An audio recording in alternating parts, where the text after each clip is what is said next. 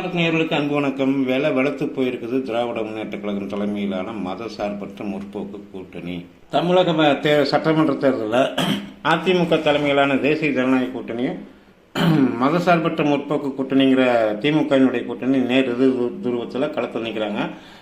கடந்த ஒரு 20-25 நாட்களுக்கு முன்னாடி நிலைமை எப்படி இருந்துச்சுன்னு கேட்டால், அதிமுக கூட்டணியில் பாஜக தரப்பில் 27 தொகுதிகள் மட்டுமே ஒதுக்கப்பட்டதுங்கிற ஒரு அதிருப்தி அந்த கூட்டணிக்கு ஒரு பின்னடைவை ஏற்படுத்தி இருந்துச்சு. அது மட்டும் இல்லாமல் அண்ணாமலைக்கு எந்த தொகுதியும் ஒதுக்கப்படலை அப்படிங்கிற ஒரு விஷயம் பாஜகவினர் மத்தியில் கடும் அதிருப்தி ஏற்படுத்திய சூழ்நிலையில் பாஜகவும் அதிமுகவும் சரியாக ஒருங்கிணைந்து வேலை செய்ய மாட்டாங்க. இது அதிமுகவுக்கு ஒரு பெரிய பின்னடைவை ஏற்படுத்துன்னு சொல்லப்பட்டுச்சு. ஆனால் திமுக கூட்டணி வலுவாக இருக்குது. அதே கூட்டணி விசிகனுடைய வாக்கு வங்கி, கம்யூனிஸ்ட், இது மாதிரிலாம் பலமான ஒரு கூட்டணியாக இருக்குது அப்படின்னு சொல்லி பரப்பப்பட்டுச்சு ஒரு செய்தி. ஆனால்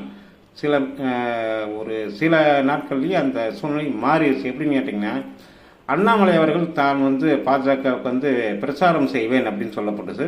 சரி, பாஜகவில் 27 தொகுதிகளில் மட்டும்தான் அவர் பிரச்சாரம் செய்வார் அப்படின்னு சொல்லி திமுகவும் நம்பிட்டு இருந்தாங்க. இந்த நிலையில தான் அண்ணாமலை அவர்கள் தற்போது அதிமுக, பாமக, அம்மா மக்கள் முன்னேற்ற கழகம், இது மாதிரி கூட்டணியில் இருக்கிற எல்லா கட்சிகளுக்கும், தென்னிந்திய ஃபார்வர்ட் பிளாக் திருமாரஞ்சி, இது மாதிரி ஜான் பாண்டியன் அவர்களுடைய தமிழக மக்கள் முன்னேற்ற கழகம், கூட்டணியில் இருக்கிற எல்லா கட்சியும் மதுரையில் சுந்தர் சி அவர்கள், இது மாதிரி ஒருத்தரை விடாமல் சூறாவளி சுற்றுப்பயணம் செய்கிறாரு. நம்ம கூட 27 தொகுதியோட பாஜகவினுடைய வேட்பாளர்களுக்கு மட்டும் பிரச்சாரம் செய்வார் தான் ஆரம்பத்தில் நினைச்சோம். ஆனால் இது திமுக இப்போ ஒரு பெரிய நெருக்குதலை ஏற்படுத்திருக்கு. ஏன்னு கேட்டால், போகிற பக்கமெல்லாம் அவர் அந்த தொகுதியில் இருக்கிற திமுக அமைச்சர்களுடைய வண்டவாளம் தண்டவாளம் எல்லாத்தையும் போட்டு கீழே கிழிக்கிறாரு. அது மட்டும் இல்லாமல் உதயநிதியும் தமிழக முதல்வரையும் அவங்களுடைய தகுதி இல்லாத ஒரு நிலையை, அவங்களுடைய ரொம்ப முட்டாள்தனமான செயல்பாடுகளையும் ஊழலையும் போட்டு மக்கள் மத்தியில் போட்டு டாரா கிழிச்சிடுறாரு. உள்ளூரில் இருக்கிற திமுகவினுடைய வேட்பாளர்களுக்கு இது கடும் அதிருப்தியை ஏற்படுத்தியிருக்கு. திமுகவினுடைய வாக்கு வங்கியே இப்போ சிதற ஆரம்பிச்சிருக்கு அண்ணாமலை அவர்களுடைய சுற்றுப்பயணத்தினால. இந்த நிலையில தான் ஏற்கனவே வெந்த புண்ணில் வேலை பார்த்துற மாதிரி ஒரு சம்பவம் நடந்திருக்கு. என்னன்னு கேட்டிங்கன்னா, சேலத்தில் நடந்த ஒரு நிகழ்ச்சியில் தேமுதிக தேசிய முற்போக்கு திராவிடர் கழகம், அதாவது விஜயகாந்த் ஆரம்பிச்ச அந்த கட்சி இப்போ அறிவாலயத்தில் கொண்டு போய் அடகு வச்சுக்கிற திரு பிரேமலதா அவர்கள் என்ன பண்ணிட்டாங்கன்னா, முதலமைச்சரை மேடையில் உட்கார வச்சுக்கிட்டு, முதலமைச்சர் மேலே என்னங்க பெருசாக குற்றச்சாட்டு சொல்ல முடியும்? ஒன்றே தான் சொல்ல முடியும். தமிழ்நாட்டில் பாலியல் பலாத்காரம் அதிகமாக இருக்குது, கஞ்சா புழக்கம், போதை பழக்கம் அதிகமாக இருக்குது, இவ்வளோதானே. இதை நான் வேணா அண்ணங்கிட்ட சொல்லி சரி பண்ணுறேன்னு சொன்ன ஒன்றுமே மேடையிலேருந்து தமிழக முதல்வர் முத்துவேல் கருணாநிதி ஸ்டாலின்லேருந்து திமுக அமைச்சர்கள்லேருந்து கூட்டணி கட்சி தலைவர்கள்லேருந்து எல்லாமே அதிர்ச்சியாகி ஷாக் ஆகிட்டாங்க. யாருப்பா புத்தி சொல்கிறது? நேற்று எரிக்கிறதா புதைக்கிறதான்னு தெரியாமல் இருந்த ஒரு கட்சியை என்ன பண்ணிக்கிறாங்க, 10 சீட்டும் ஒரு ராஜ்யசபா சீட்டும் கொடுத்து, ஆக்சிஜன் கொடுத்து, உயிர் பிழைக்க வச்ச எங்கள் தலைவரை பார்த்து நீ புத்தி சொல்லுவேங்கிறியா அப்படிங்கிற மாதிரி திமுகவில் கடும் அதிருப்தி ஆயிடுச்சு. இதனால் தேமுதிக தொண்டர்களை பல்வேறு தொகுதிகளில் திமுக நிர்வாகிகள் கண்டபடி பேசிட்டு இருக்கிறதா ஒரு தகவல் வந்திருக்குது. கடந்த சில தினங்களுக்கு முன்னாடி மேடையில் எல்லா வேட்பாளர்களையும் அறிமுகப்படுத்திட்டு இருந்தார் திரு எழுச்சி தமிழர்னு அவங்க கட்சிக்காரங்களால சொல்லப்பட்ட தொல் திருமாவளவன். அப்போ தேமுதிக தலைவர் பிரேமலதா போட்டியிடுறாரு இந்த தொகுதியில்னு சொல்லி அறிமுகப்படுத்துறப்ப, எல்லா வேட்பாளரையும் அறிமுகப்படுத்துறப்ப அவங்க எழுந்து நின்று வணக்கம் சொன்னாங்க. பிரேமலதா அப்படியே சிரிச்சுட்டு உட்கார்ந்த இடத்த விட்டு எந்திரிக்கலை. இது பிரேமலதா அவங்க சொல்ற சமூக நீதி நமக்கு உணர்த்துது. அதாவது திருமாவளவன் சொல்லி நம்ம பேரை சொல்லி நம்ம எந்திரிச்சு நிற்கிறதா அப்படிங்கிற மாதிரி ஒரு பிஹேவியரோடு அவங்க நடந்துட்டு அந்த விஷயம் விசிகாக்கு மட்டும் அதிர்ச்சி தரல, பார்த்துட்டு இருந்த பொதுமக்களுக்குமே அதிர்ச்சி தான் இருந்துச்சு. ஏன்னா பிரேமலதா அவர்களுடைய அரசியல் பயணம் இருக்கிற காலம் குறைந்த காலம். ஆனால் ஒரு 30-35 வருஷமா அரசியல் இருக்கிறவர் திருமாவளவன். நமக்கு அவருடைய கொள்கைகளும் அவருடைய போக்கும் பிடிக்குதோ இல்லையோ, ஆனால் 30 வருஷத்துக்கு மேலே பொது வாழ்க்கையில் இருக்கிறார்.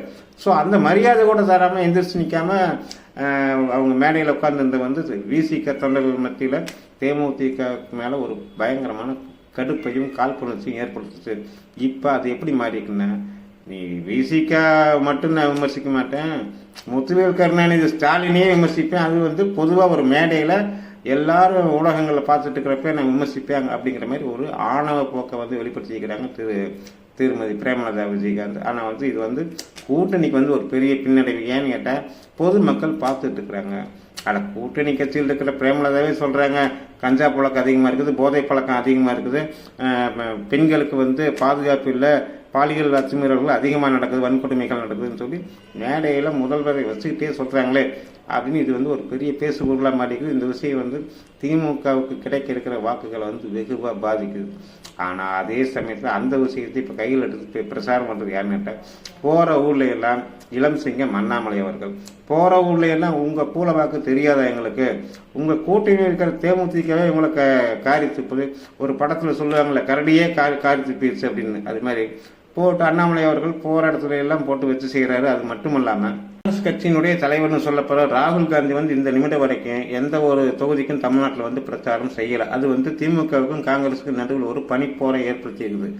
ஆகவே ஆரம்ப கட்டத்தில் ஒரு 20-25 நாளுக்கு முன்னாடி என்ன சூழ்நிலை இருந்துச்சோ, அதாவது திமுக வந்து வலுவாக இருக்குது, அதிமுக வீக்காக இருக்குன்னு சொல்லிட்டு இருந்த தோற்றம் வந்து அப்படியே கொஞ்சம் மாறி இப்போ இளம் சிங்கம் அண்ணாமலையுடைய பிரச்சாரத்தினால எங்கள் ஊருக்கு அந்த அவர் அனுப்பி வைங்க, எங்கள் ஊருக்கு எங்கள் தொகுதிக்கு அவர் அனுப்பி வைங்கன்னு சொல்லி அதிமுகலேருந்து எல்லா கூட்டணி கட்சிக்காரங்களும் அவங்க உங்களுடைய கட்சி தலைமையை வந்து ரொம்ப வற்புறுத்தி கேட்டுட்டு இருக்கிறாங்களாம். ஏன்னாட்டா தன்னெழுச்சியாக வர்ற கூட்டம் மக்கள் வந்து அண்ணாமலை பேசுறத வந்து ரொம்ப ரெஸ்பான்ஸ் கொடுத்து கேட்குறாங்க. இந்த சூழ்நிலையில் தான் ராகுல் காந்தி வந்து வரவே இல்லை, ஸோ வந்து உங்கள் தொகுதியில் நாங்கள் வேலை செய்ய மாட்டோம்னு சொல்லி திமுக காரங்க காங்கிரஸ் நிற்கிற 28 தொகுதிகளை வந்து கொஞ்சம் பிரச்சனை பண்ணுறதா ஒரு தகவல் இருக்குது. அது மட்டும் இல்லாமல் ரொம்ப இணக்கமான நெருக்கமான இயல்பான கூட்டணின்னு சொல்லப்பட்ட திமுக கூட்டணி இப்போ சுக்குநூறாக கிடக்குது. தேமுதிக ஒரு பக்கம், விசிக ஒரு பக்கம்.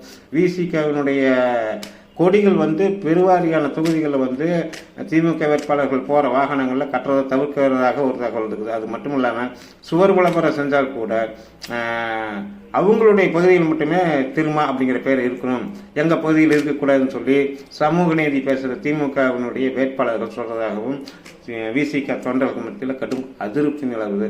எனவே வருகின்ற ஒரு 4 நாட்கள் மிக கடுமையான, இன்னைக்கு வந்து கோவை மாவட்டத்தை முடிச்சுட்டு நாகர்கோவில், குளச்சல், இது மாதிரி கன்னியாகுமரி மாவட்டத்தில் சூறாவளி சுற்றுப்பயணம் போன திரு அண்ணாமலை அவர்கள் அங்கே ஓட்டல் மனோ தங்கராஜ் மாதிரி இடையில தூக்கி போட்டு நொங்கிட்டு அப்படியே மறுபடியும் வந்து உடுமலை, ஒட்டன் சித்திரம், பழனி, தாராபுரம் அப்படின்னு மறுபடியும் கோயம்புத்தூர் போயிட்டு மேற்கு மண்டலம் முடிச்சுட்டு அப்படியே இன்னைக்கு தருமபுரி போய்கிறார்.